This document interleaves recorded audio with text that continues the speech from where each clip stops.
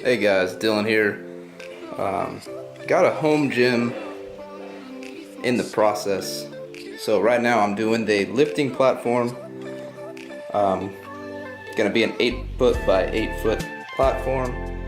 So I've got these two bottom sheets, full sheets of plywood, 4 by 8, a little under a 3/4 inch, grooved. So I just butted those together, and then I went and picked up this maple hardwood plywood, super nice. That's gonna be center section.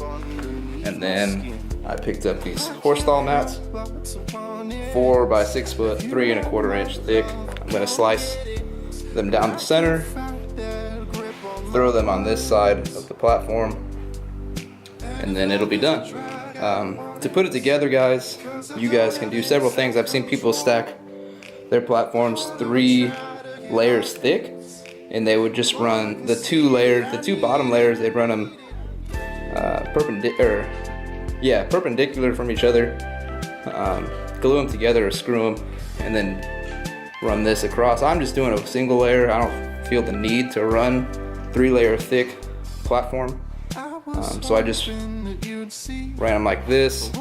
Right now I just laid what's called liquid nails underneath this top sheet, all the way underneath it, and I got it centered on the line all the way down. So just lay this down. I'm gonna let it sit for an hour or so before taking the weights off. When you do this, just make sure that you've got it centered.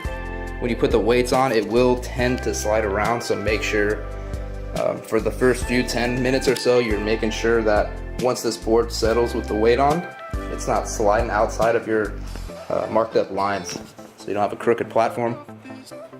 So now I'm gonna go ahead and start on cutting these mats. It's gonna be kind of a pain. I've seen people primarily use a utility blade. It's gonna be a lot of cutting, and it's definitely not gonna be one cut. So I just got my blade, some spares, and I got a drywall T-square. So I'm gonna just go ahead and line it, score it all the way down, and then kind of go from there. So I'll check in with you guys once that's settled. And what I'm gonna do to put these mats on, so I'm just gonna use these screws. Since the top plywood piece is already glued down, I'm gonna try and keep it clean and not run any screws through there unless I feel it's needed. So check in with you guys once I'm done cutting these behemoths. Alright, got one of the 2 4-foot by 6-foot sheets of stall mats cut, and I will say it's a bitch. It's hard to get it even all the way through. Doesn't help that the plywood is not exactly 8, so I have some overlap on that corner as well as this one.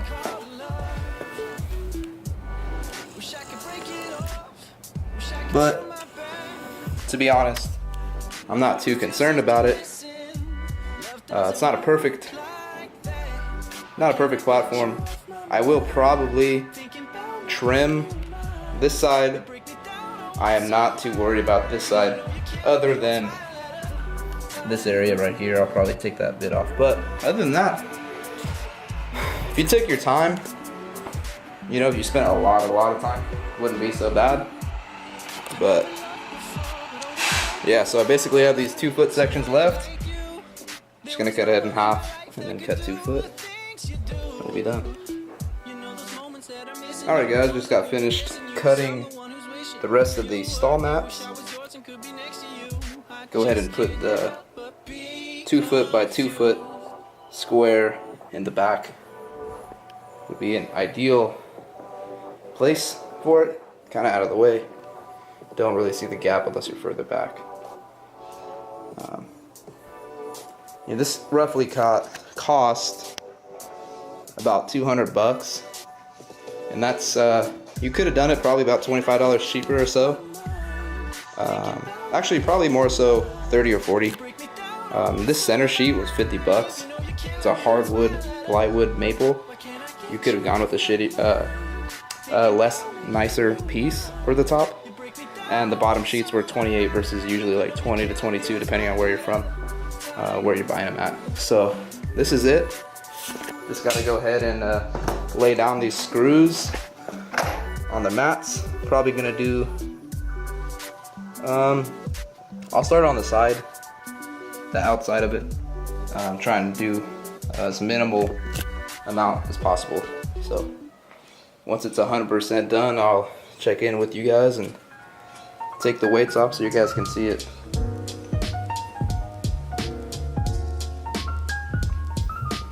Alright guys, it's finished. Just got done screwing in the mats on both sides. Spaced them about 4 inches apart. Figured that'd be plenty. Not a big fan of the screw look. Should've got black, but I think it'll be alright. Gonna have gray walls, I'm thinking. But yeah, guys, pretty stoked. Came out pretty nice. Definitely worth the investment on the $50 sheet in the middle. Super slick, but I think it'll be alright. That's where the rack will go, against the back wall. That shelf will be gone. My salt water buckets will be gone. All this stuff will be gone and painted over. Yeah, so kind of sucks. The house I bought has a 4th bedroom add-on. That's not the shitty part, but as far as a garage gym goes, definitely limits the space I'm allowed. And on this end, I've got these cabinets. Actually think about taking these out. Kind of a bummer. Pretty nice. Help with the storage, but at the same time that could be you know, where the dumbbells go.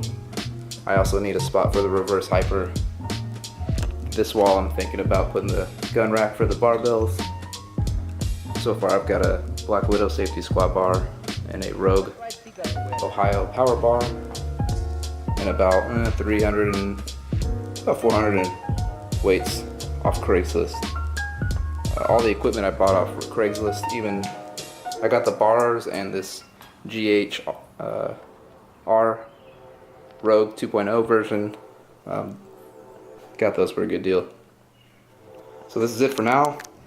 I think next I will be removing the shelving, putting everything up in there, patching some holes in the wall, taking everything out.